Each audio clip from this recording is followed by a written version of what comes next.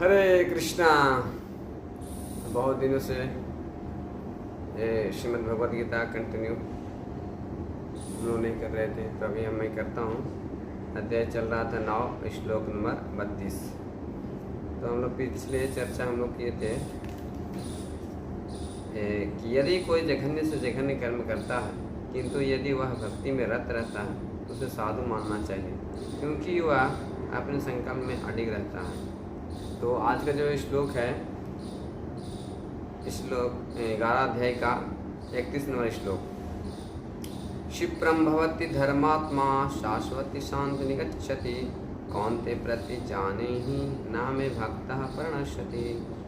इसका अनुवाद इस प्रकार है श्रील प्रभुपाद जी के द्वारा। वह तुरंत धर्मात्मा बन जाता है और अस्थायी शांति को प्राप्त होता है।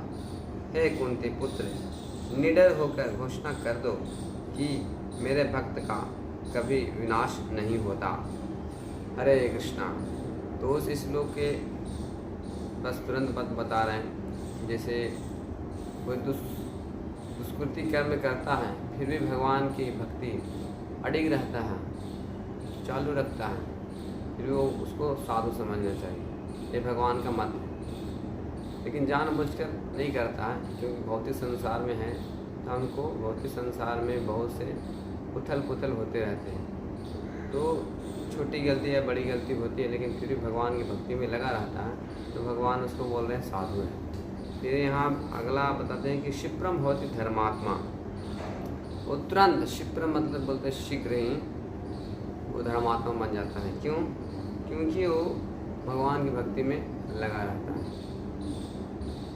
और दूसरा कार्य में भगवान की भक्ति छोड़ करके अगर कहीं चला जाता है कि पश्चाताप करने के लिए मैं गलती कर दिया, मुझे क्या समझेंगे।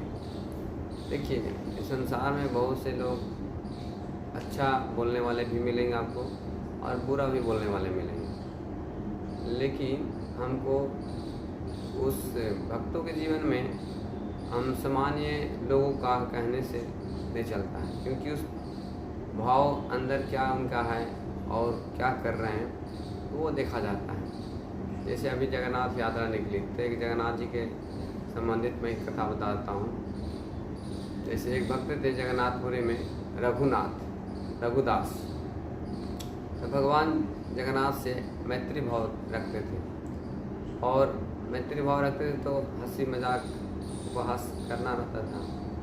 तो भगवान जगन्नाथ जी को एक दिन कटहल खाने का इच्छा हुई, जैसे पनस भी बोलते हैं इधर। तो कटहल खाने की इच्छा हुई जगन्नाथ जी को, तो रात में उनको बुलाया अपने भक्त को और चल ले जहाँ कटहल की बाग लगा हुआ था, वहाँ पे रात को सिक्योरिटी गार्ड भी लगी थी, फिर सारे वॉचमैन लगे थे। तो भगवान जगन्नाथ जी बोले कि अब जो कटहल के पेड़ आप देखे होंगे तो नीचे भी रहते हैं, वो फल जाते, नीचे भी बने रहते हैं, उसमें लग जाते हैं, और कुछ ऊपर भी रहते हैं। तो कुछ पेड़ के ऊपर पके हुए थे कटहल। तो रघुदास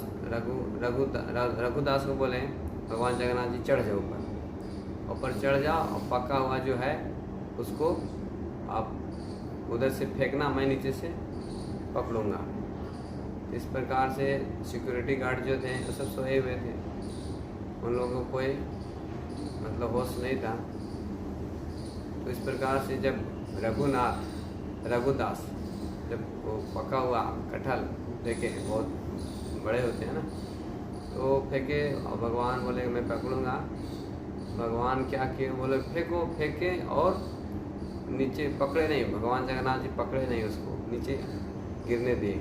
तो बहुत ज़ोर से आवाज़ आई, सारे सिक्योरिटी गार्ड जग गए। अब भगवान जगन्नाथ जी वहाँ पहले ही भाग चुके थे। अभी रघुनाथ को जब टॉर्च देख कर इधर कहाँ से आवाज़ आई, कहाँ से आवाज़, चेक कर रहे थे सब लोग।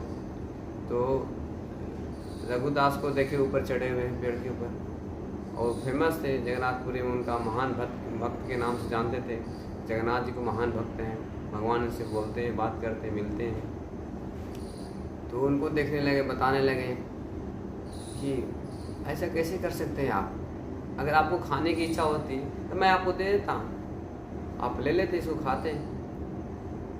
अभी कौन समझाएगा उसको, आप बताएंगे भी फिर भी वो लोग सुनने के लिए तैयार नहीं होंगे, क्योंकि बोलेंगे कि हम अगर भगवान रघुनाथ भी बोलेंगे कि अब भगवान हम मुझे चढ़ने के लिए रात को बोले थे इसलिए मैं चढ़ गया है और भगवान भाग गए, तो भी और हंसेंगे लोग। तो ये क्रिया जो है भगवान और भक्तों के बीच में एक शास्त्रों में बताया गया है कि वैष्णव क्रिया मुद्रा विज्ञ न बुझे। जो विद्वान लोग हैं वो लोग भी भगवान की क्रिया और नहीं समझ सकते हैं, जन्म कर्म उनका कर्म नहीं समझ सकते, या उनके भक्तों का भी जो है समझ नहीं सकते, क्योंकि भगवान द्वारा निर्देशित होता है। जो भगवान के भक्त होते हैं भगवान निर्देश नहीं करते हैं तो कार्य करते हैं। तो ऐसा भगवान की लीलाएं और भक्तों की लीलाएं इस तरह से जो भगवान ये बोल रहे हैं कि हमारा भक्त जो है इस प्रकार के होते हैं, वो उनका कभी नाश नहीं होता है, हालांकि जानबूझकर नहीं करते हैं। श्रीमद् भागवतम में बहुत से ऐसे आपको कथा मिलेगी कि जो ये क्या है, ये आती महाराज की भागवतम में कथा आती है, और बहुत से लोग ऐसा लगेगा कि ये तो सामान्य व्यक्ति जैसे एक स्त्री के मोह में पड़ गए हैं और सब काम कर रहे हैं, एक हिरण के पीछे भाग गए, सब हो गया ऐसा। लेकिन हम लोग को शिक्षा देने के लिए कि भौतिक संसार में कितनी कष्ट है, कितनी माया का प्रभाव है, और दूसरे है कलयुग चल रहा है, तो इस प्रकार से हम फंस सकते हैं। लेकिन जो भक्त होते हैं भक्ति कंटिन्यू निरंतर करते रहते हैं तो भगवान उनको क्षमा कर देते हैं और उनको बोलते हैं मैं मेरा भक्त है। तो यहाँ बताया कौन ते प्रति जाने ना में भक्त बना सके, क्योंकि एक्चुअली आत्मा को कोई नष्ट नहीं कर, हम लोग दूसरा देह में पढ़ चुके हैं कि आत्मा को कोई नहीं मार सकता है, क्योंकि जो भगवान की जो भक्ति जितना करते हैं उनकी चेतना में बस जाती है, चित्त में उतना ही उसका परमानेंट बना रहता है। क्योंकि तो आत्मा जो जितना शुद्ध हो चुका है, जितना चेतना में आ चुकी है भक्ति, भगवान के प्रति प्रेम आ चुका है, वो कैसे नष्ट हो सकता है।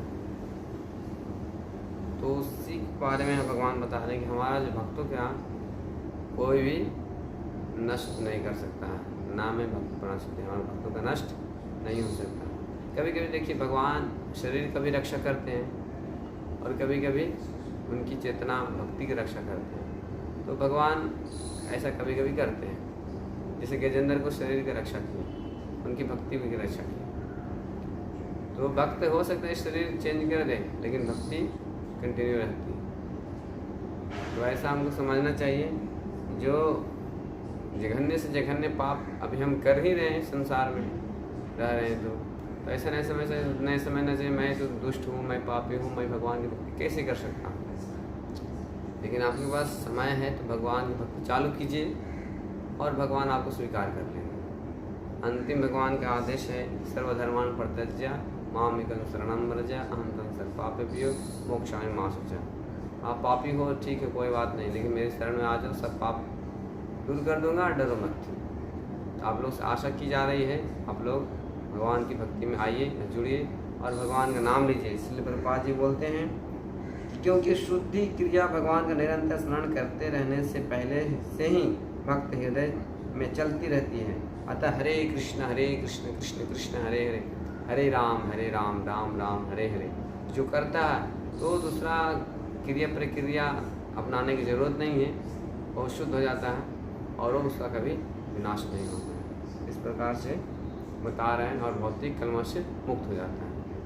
इस प्रकार से यहाँ पे हम समझ सकते हैं भगवान के जो भक्त होते हैं हर स्थिति में भगवान द्वारा रक्षित होते हैं। हरे कृष्णा कृष्ण कृष्ण हरे हरे, हरे राम राम राम हरे हरे।